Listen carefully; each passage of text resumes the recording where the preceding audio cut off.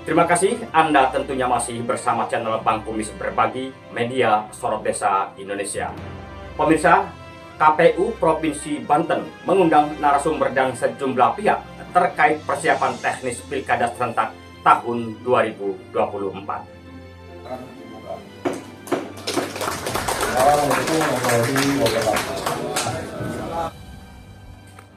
Komisi Pemilihan Umum atau KPU Provinsi Banten meminta KPU Kabupaten dan Kota di Banten segera melaksanakan bimbingan teknis pengelolaan logistik Pilkada serentak tahun 2024 kepada Panitia Pemilihan Kecamatan atau PPK.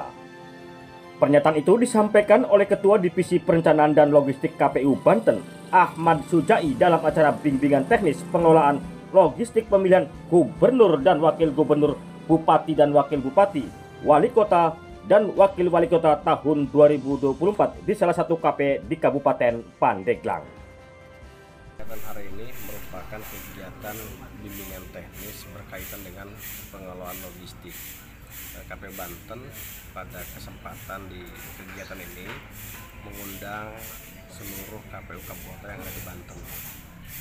Ketua KPU Kabupaten selaku Ketua Divisi Keuangan Umum Logistik dan Rumah Tangga, Ketua Divisi Teknis Penyelenggaraan, Sekretaris dan Kasubag Keuangan Umum dan Logistik. Jadi per kabupaten kita undang 4 orang. Termasuk kita juga mengundang narasumber dari stakeholder terkait seperti dari kepolisian daerah Banten, Polda, dari Bawaslu, dari Kesbangpol, termasuk dari pihak TNI Korem, karena pengelolaan logistik tentunya ada peran dari lembaga tersebut. Seperti pihak kepolisian tentunya harus menyampaikan SOP berkaitan dengan tugas dan fungsi mereka dalam hal persoalan logistik. Termasuk juga pihak Bawaslu perlu menyampaikan kaitan dengan SOP pengawasan mereka. Pihak TNI pun sama, ya, termasuk juga pihak Kesbangpol selaku kepanjangan tangan dari pemerintah selaku stakeholder terkait, ya, tentunya perlu menyampaikan kaitan dengan fasilitasi yang tentunya menjadi bagian dari kewajiban mereka, karena proses pengelolaan logistik setelah nanti selesai di packing akan didistribusi oleh KPU Kabupaten ke tingkat ad hoc, ke tingkat kecamatan, ke tingkat desa dan kelurahan.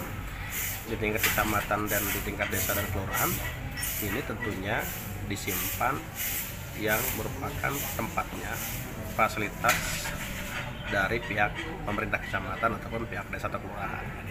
Yang sama supaya ini tidak ada kekeliruan dalam persoalan pengalokasian, karena kan harus tepat jumlah.